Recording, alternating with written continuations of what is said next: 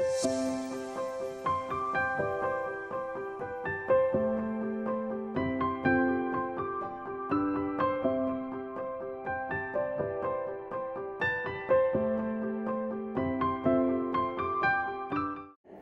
pertama saya perkenalkan Ibu Deni Puspa Purwasari dari kantor staf presiden. Beliau ini adalah siswi teladan nasional 89 SMP ya Bu. SMA siswi teladan nasional lagi tahun 92. Kok gitu doang tangannya? Selanjutnya saya ke yang paling dekat dengan saya saat ini, ada Bu Deni. Bu Deni Puspa Purwasari ini adalah siswi teladan SMP, SMA, dan sekarang adalah seorang ekonom. Bu Deni sekarang bertugas di kantor staf presiden, Deputi 3 ya Bu. Boleh dijelaskan kepada teman-teman, apa sih Bu sebenarnya Deputi 3 kantor staf presiden itu? Supaya mengerti. Halo. Assalamualaikum warahmatullahi wabarakatuh.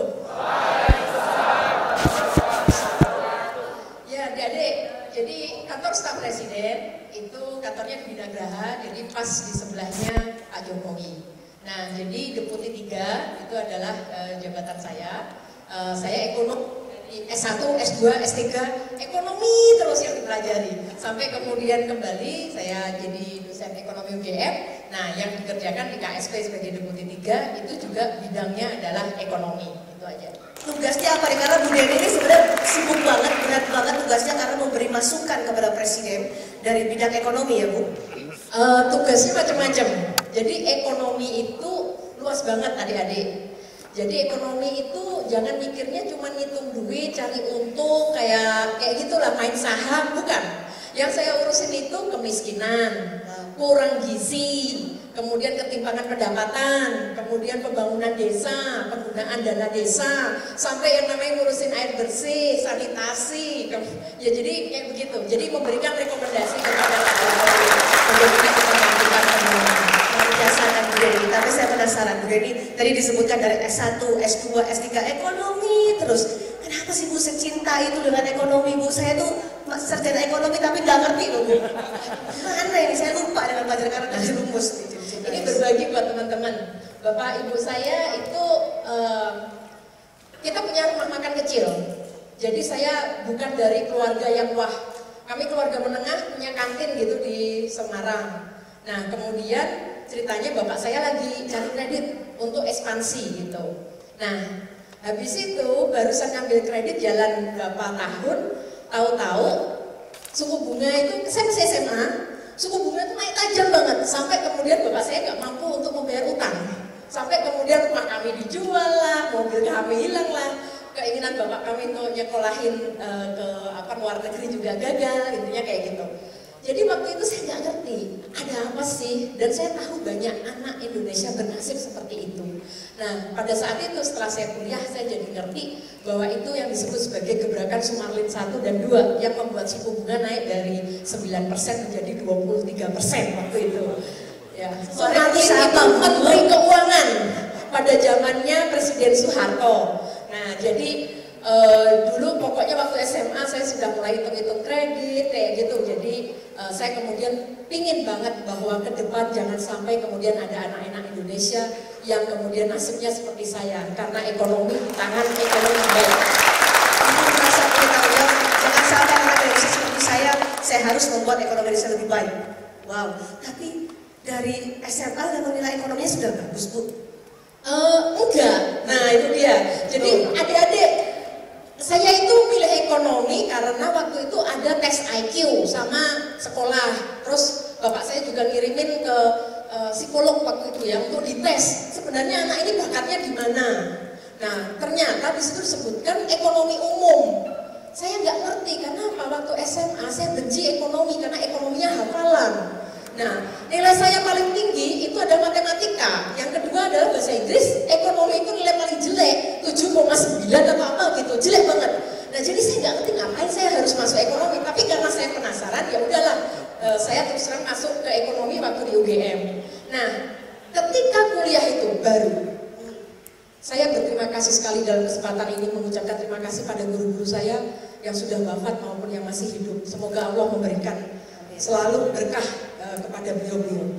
Karena lewat dosen-dosen saya itu, kemudian saya tahu bahwa ekonomi itu bukan tentang duit jadi kaya, bukan tentang kemudian hafalan. Ekonomi itu tentang logika, bagaimana kita kemudian menyusun kebijakan untuk mensejahterakan rakyat, bukan individu, bukan perusahaan.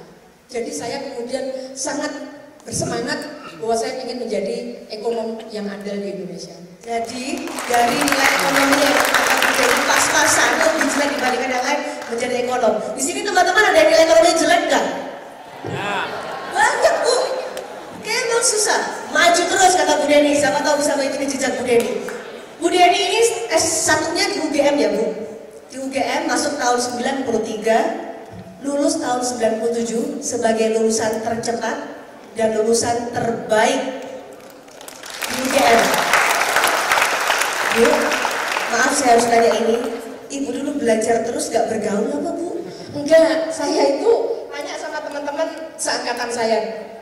Karena kan sekarang kan dunia Facebook dan segala macam media sosial, tanya deh, Deni dulu waktu kuliah ngapain? Dulang terus gitu. Tetapi, nah ini ada tapi, karena saya ketua himpunan mahasiswa. Jadi kalau pada saat tadi Pak Laude mengatakan ikut reformasi 98, saya pun juga cukup terlatih memanjat pagar sambil berlari.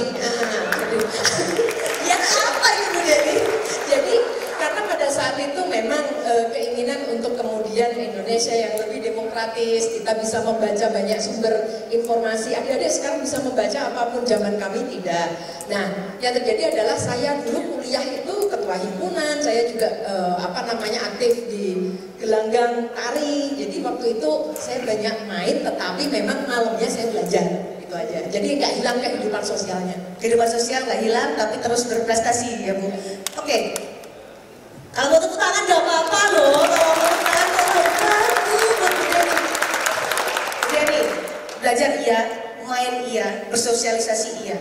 Apa yang akhirnya dari kehidupan sosial Ibu di kuliah membentuk Bu Deni jadi sekarang? Apa sebenarnya peran teman-teman Bu Deni sampai akhirnya merasa kalau saya kuliah saya harus berteman, saya harus punya networking yang luas? Sampai sekarang salah satu doa favorit saya, Wahyu membongkar doa. Nah, bisa dicatat nih doanya, dicatat ya. Termasuk ketika saya keluar negeri ketika sendirian di Amerika 7 tahun, itu kali pertama saya keluar negeri. Karena saya dari keluarga biasa, bukan keluarga berada. Jadi pertama kali dapat beasiswa, langsung ke Amerika, itu kali pertama namanya lihat paspor, lihat visa, lihat Amerika. Naik pesawat enggak ya Bu pertama kali? Sudah. Tapi tidak ke Amerika. Nah, ketika sendiri itu sampai dengan kemana-mana saya traveling begitu, saya salah satu doa favorit saya adalah ya Allah berikanlah saya teman-teman yang mencintai saya dan mendukung saya di mana saya berada, dimanapun saya berada. Karena teman-teman yang membesarkan saya, tanpa teman-teman saya nggak bisa survive, saya nggak bisa kemudian seperti sekarang, dan saya rasa teman-teman saya itu persahabatannya yang genuine.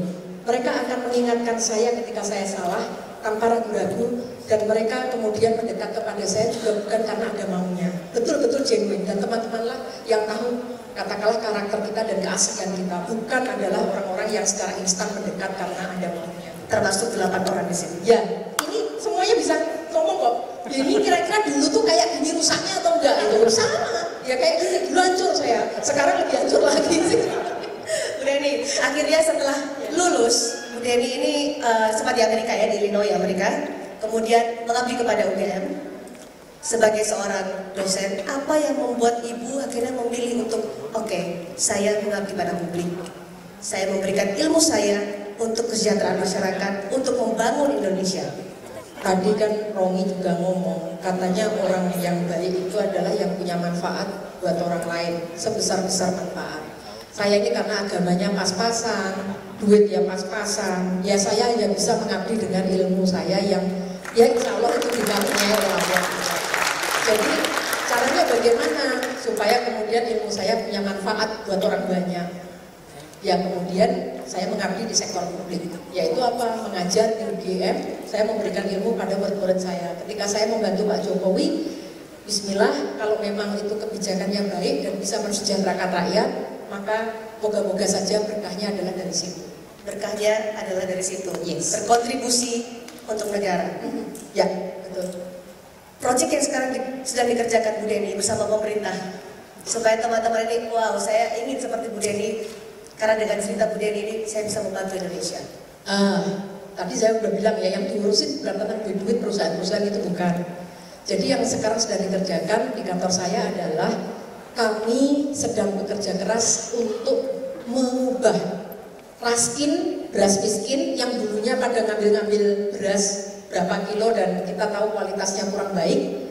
Sekarang masyarakat yang kurang sejahtera bisa kemudian menerima uang lewat kartu mereka 110.000 per bulan dan kemudian belanja sendiri ke pasar, ke toko yang bertanda khusus, berasnya pilih sendiri sama telur.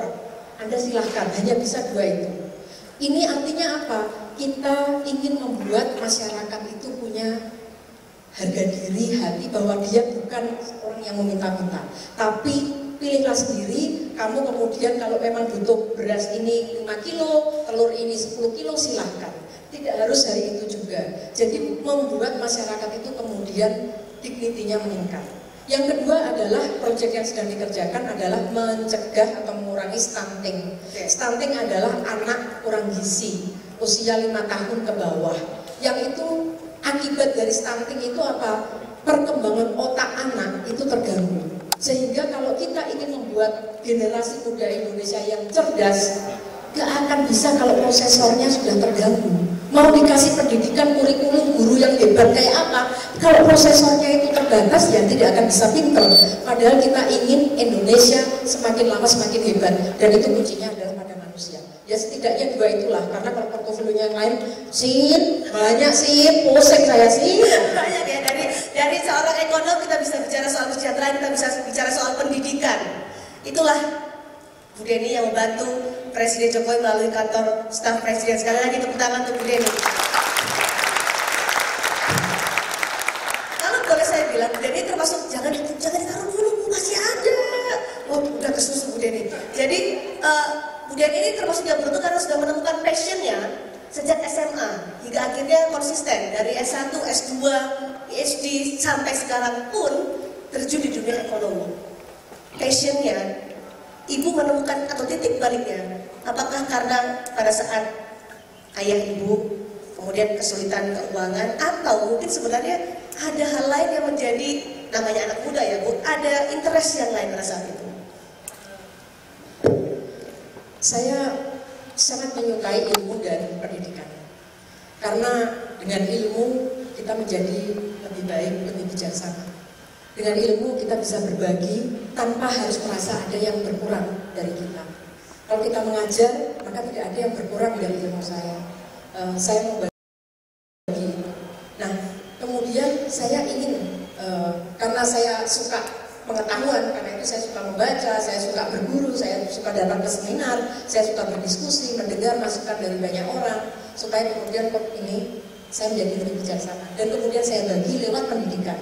Nah, kalau di UGM, karena dulunya saya sebelum ditarik oleh Pak Jokowi, saya menjadi dosen di ekonomi UGM.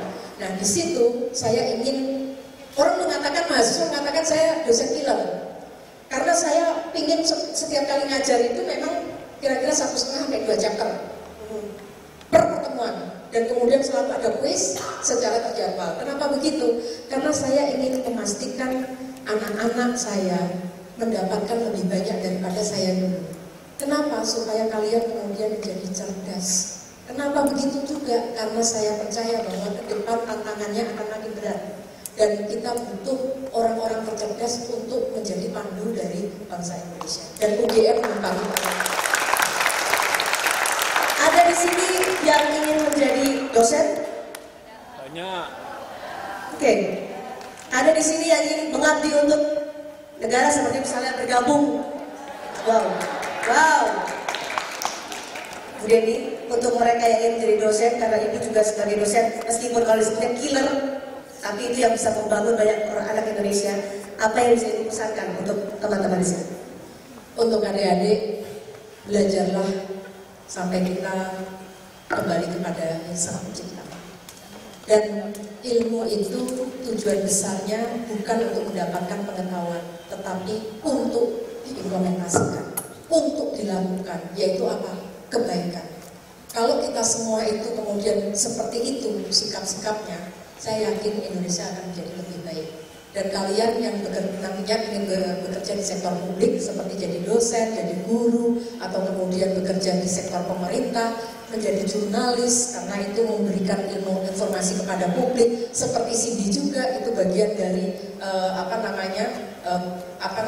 orang yang bekerja di sektor publik. Kita semua ini memainkan peran, yaitu apa? Untuk mengayuh dan menyamai kebajikan buat negara ini. Semua orang punya peran. Teman-teman sendiri pasti punya peran untuk mengayuh kebajikan dan berkontribusi untuk negeri ini. Terima kasih, Bu Deni, luar biasa. Selanjutnya.